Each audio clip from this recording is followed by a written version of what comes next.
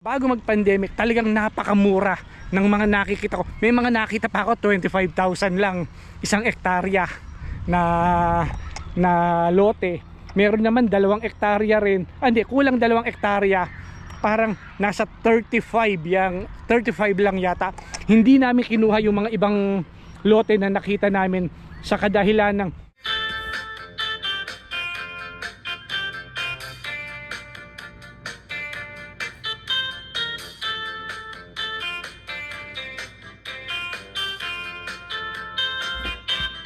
Ayan, magandang araw mga kapanyero. Welcome back po sa ating channel. Ito, nandito na naman tayo. Palakad-lakad lang tayo rito at walang magawa sa buhay. Ito, nagre-relax lang dahil nga tinatamad ako magpunta sa farm ngayon eh. Meron din naman mga time na mag-relax tayo ng sarili nating lakad, hindi yung puro sa farm, di ba? Kaya nga ito, nandito tayo. Pupunta tayo sa isang park nga pala na ito, nandoon yung park ng mga laruan. Tingnan natin, mamasyal-masyal tayo, maglakad-lakad tayo. Nababato rin ako pagka nasa loob ng bahay eh. At least ang kagandahan naman mga kapanyero, makulimlim ang kalangitan natin ngayon. Maganda maglakad-lakad ngayon dahil nga hindi mainit. Kaya nga ito, pa-share lang tayo. Meron naman ako mga kapanyerong nabasa nga pala na nagtatanong kung magkano yung presyo ng farm natin. Ay teka muna mga kapanyero, ang saya naman ng mga bata oh. Yan, ito yung playground na ito, matagal ko na itong nadadaanan. Ito mga kapanyero, nadadaanan ko lang ito pagka pauwi ako rito. Pero malapit lang ito sa townhouse na tinitira natin. Parang 5 minutes to 8 minutes walk lang. Kaya nga naisipan kong ayan makikita nyo. Kaya nga naisipan ko maglakad-lakad ngayon dito na mamasyal, walang magawa. Ayan yung mga bata, mga naliligo sa init dahil nga mainit ngayon dito. Makulimlim nga siya pero yung maano sa balat yung init niya. Kaya ito, ang ganda diba?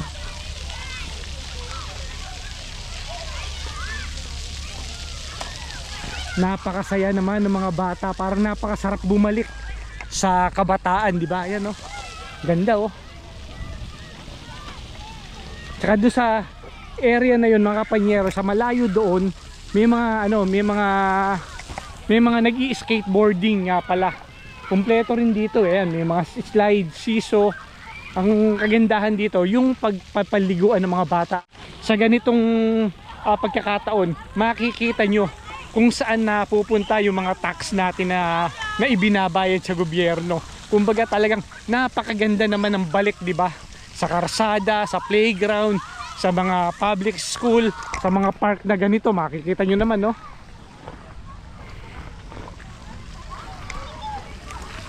ayan makikita nyo. Tsaka ito mga kapanya, share ko na lang rin sa inyo nga pala na dito meron lang katatapos lang nito itong high school na eskwelahan to. Pupuntahan natin itong high school na eskwelahan na to, ang taas. Dito tayo pa-share lang tayo dito sa community na tinitirahan natin dito na malapit sa townhouse namin. Mali ito rin yung park na nasa kasakupan namin. Ito, kung makikita nyo, napakataas naman dito. Yan, makikita nyo yung kabuuan ng park na to pagka nandito tayo sa taas. Kasi ayun doon tayo sa ayun yung park ng mga bata. Dito tayo sa taas. Yun, kitang kita, di ba? Ang ganda. Ngayon lang ako nagpunta rito, sa 12 taong ko na rito. Ngayon lang ako nagpunta rito sa lugar na to. Ayan makikita nyo, ito yung high school na katatapos lang ginawa. Pero ngayon nag-ooperate na raw to ayan hindi ko lang alam kung ano yung name nung school na to. Yan, kung makikita nyo yung kabuuan, di ba?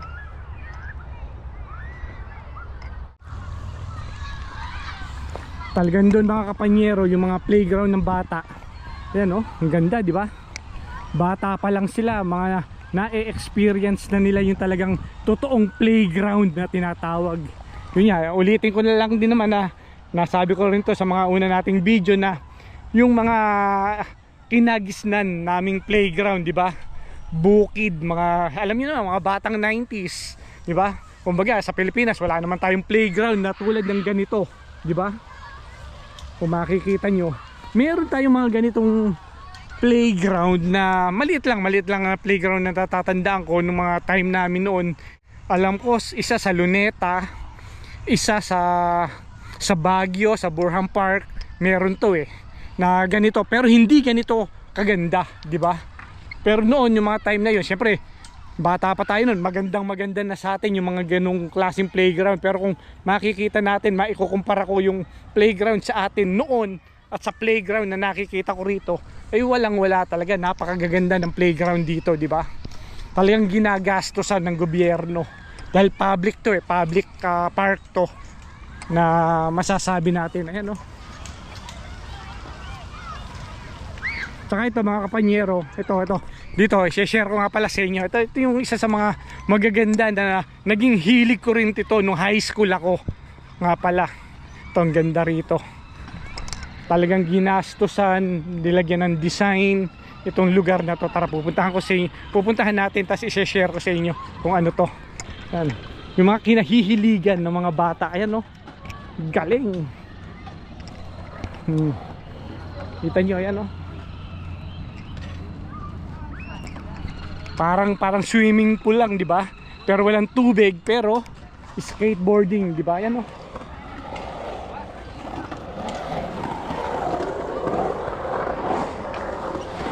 galing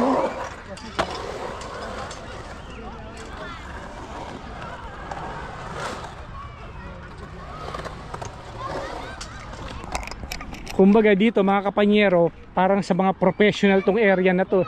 Meron din naman dun mga pambata. Ayun lipat tayo rito mga kapanyero para ma-share ko lang rin sa inyo itong lugar na to.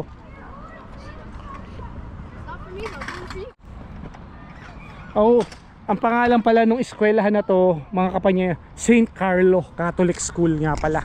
Itong high school na to na kagagawa lang, St. Carlo Catholic School. Yan ito para sa mga pambata. Ayan ganda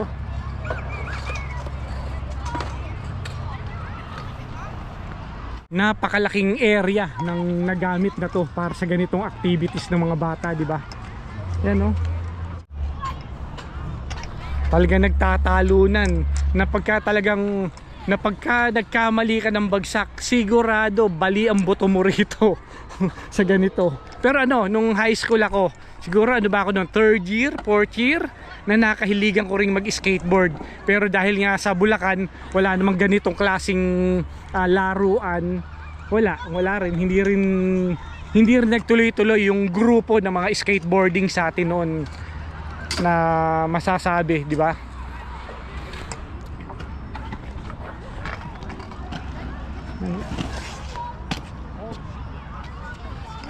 Panglahatan, meron din may mga pumasok rin na bisikleta ang galing ito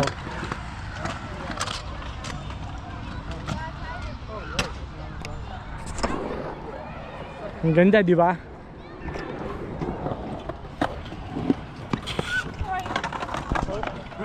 Muntik na tamo. Kung nakuha na sana ng video, hindi ko lang alam kung nakuha na natin ng video.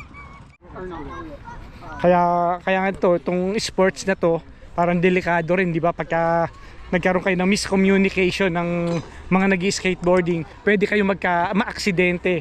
Kaya kailangan di ba? Kaya na-share ko lang sa inyo mga kapanyero yung mga activities ng mga bata rito pagka ganitong summer. Kasi walang pasok ngayon, nandito sila. Ito, may mga grupo rin siguro itong mga kabataan na to na pare-pareho ng hilig, di ba? Yan, shout out nga pala tayo mga kapanyero. Ano bang upuan dito? Nagkatap akong upuan para makaupo-upo man lang tayo Ito, shout out nga pala sa mga nagko-comment sa atin, sa mga subscriber natin, na mga sumusuporta sa ating channel, di ba? Ng Panyerong Bulaqueño. Yan, shout out nga pala kay Oxboy 22. Yan. Kay Kabayan Republic Travel History. Yan, shoutout nga pala sa inyo. Siya yung topic natin ngayon si Mr. Republic, di ba? Na siya yung nagtanong kung magkano raw ba yung ating farm. Kaya ngayon, shoutout din kay Jeff De La Cruz nga pala. Kay Bong Lelis. Kay Pau Dennis Pacho. Kay Onadski, yan, si Onad ng TGP, Taugama P. Tapos sa Bistan OTG, yan, maraming salamat sa pagsuporta nyo. At shoutout din nga pala kay Sauna Raccoon nga pala, yan, maraming salamat. At higit sa lahat mga kapanyero, kay Madam Susan Moreno, maraming salamat sa mga pagko-comment nyo, sa mga pagsuporta nyo sa ating channel. Ayan, balik tayo mga kapanyero sa topic nga pala natin, kung magkano nga pala yung presyo ng farm natin na pagkakabili ko. Iano ko na rin yung history niyan. Ulitin ko na lang rin, nabanggit ko to sa mga nauna nating video, yung tungkol nga sa history ng farm natin, na aksidente lang namin na nakuha yung farm na yan, di ba? Na meron lang kami pinuntahan, tapos nakita ko yung mga advertisement ng mga realtor dito, hanggang sa mag-search tungkol sa acreage, hanggang sa matagpuan namin yan. Marami kaming mga pinuntahan, marami kaming tinignan na itrinay namin na kung alin ba yung maganda sa mga nakalisting nung mga panahon na yon. Nakuha namin yan ng taong 2019 nga pala. Yan yung pinaka buod nung ng farm na yan. Nung 2019, parang may mga snow pa yan. Kung mapapanood nyo mga kapanyero, balikan nyo yung unang-una. Maano nyo naman yun, matetrace nyo naman yun yung video ko na unang-una. Makikita nyo kung ano yung itsura nyan na noon, na maikukumpara nyo yung itsura nyan noon at saka ngayon nga pala. Kumbaga yung 2019, marami kaming pinuntahan. Isa sa mga nagustuhan namin sa farm na yan, yung Seba Lake nga pala, yung Seba Beach, na pinakamalapit na meron tayong activities, water activities dyan sa farm na yan. Parang 7 to 8 minutes away drive mula sa farm, yung lake na yan, yung Seba Beach, na i-vlog ko rin yan. Kung mababalikan nyo yung unang-una, nandoon yung history talaga niyan ng pagkakabuo-buo ng farm na yan. Tsaka yan nga, yan, nakabakod na yan, nakuha namin na nakalisting yan nung mga panahon na yon ng 50,000 nga pala. Nakalisting yan ng 50,000 Canadian dollar. Tapos yun nga, kumonta kami sa realtor natin na sa hindi inaasahang pagkakataon, yun nga, yung realtor natin, nasa video rin natin yan, na sumakabilang buhay na yan, yung realtor natin dyan. So yun nga, ang listing price ng farm na yan, 50,000 Canadian dollar. Tapos nag-counter offer kami ng 40,000 na tinawaran namin ng, siyempre mga Pilipino tayo, talagang barat tayo, na kung ibibigay ba, pwede naman daw mag-offer ka, mag-counter offer ka, wala naman daw problema yon, mag-ano naman daw yung seller niyan. So nag-offer kami ng 40,000 kasi yung lote na yan mga kapanyero, isang buo yan tapos humati-hati, yung may-ari humati siya ng 3 parsela. Ang listing nung dalawang lote 50,000, tapos ang listing nung isang lote 40,000. So lot 1, lot 2, lot 3, ganun yan yung lot 1 40,000 ang listing, lot 2 50,000, lot 3 50,000 din. So nag-offer kami ng 40,000 dun sa lot 3, na ang totoong listing price 50,000, di ba? Tapos nag-counterback yung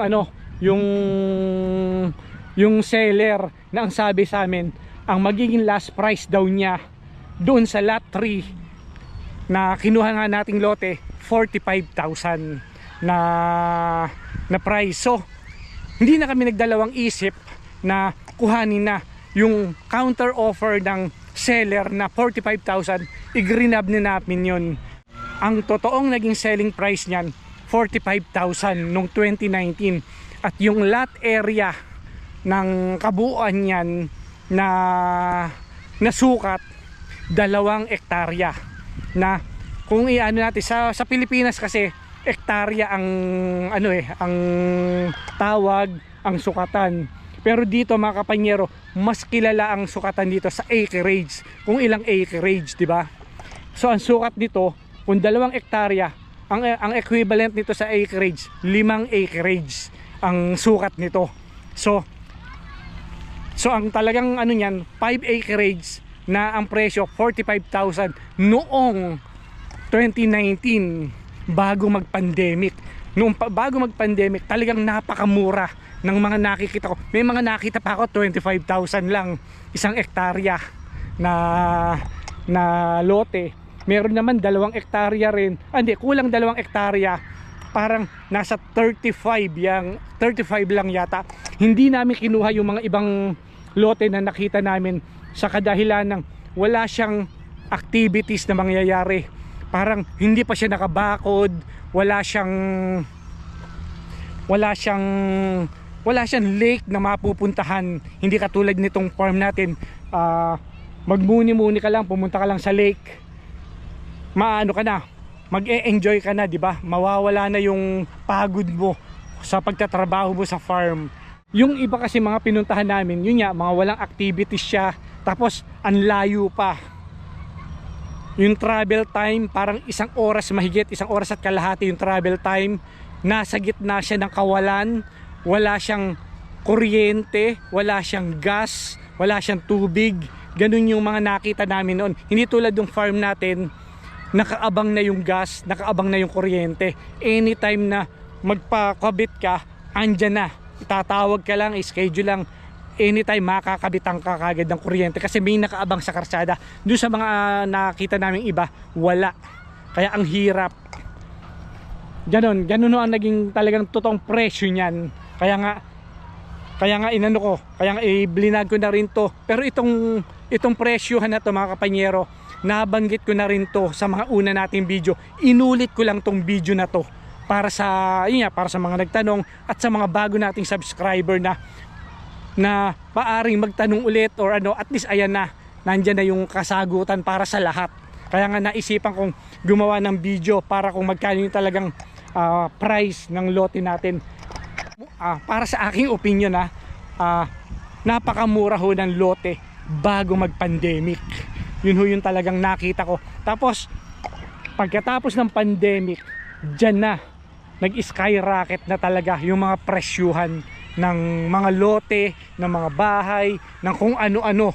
Halos lahat, gasolina, pagkain, lahat nandyan na napakataas talaga ng presyuhan. Kumbaga, natsambahan lang ho namin natsambahan lang ho namin yung talagang presyo na mababa noong mga panahon na yon. Pero kung hindi naman ho ganun kababa yung presyo nun, hindi naman ho namin mabibili yan, di ba? Kung bago ka lang sa ating channel, huwag nyo naman kalimutang mag-subscribe. Pakipindot naman ang ating subscribe button para suporta sa ating channel. Para gayon din mga kapanyero, masubaybayan nyo yung mga kaganapan, yung mga pagde-develop natin sa Deladinco Farm. At saka kung ano yung mga gusto nyong malaman, gusto nyong itanong, mag-comment lang kayo mga kapanyero para masagot ko yung mga gusto nyong malaman tungkol sa farm, di ba? Ayan mga kapanyero, maraming salamat. Hanggang sa muli.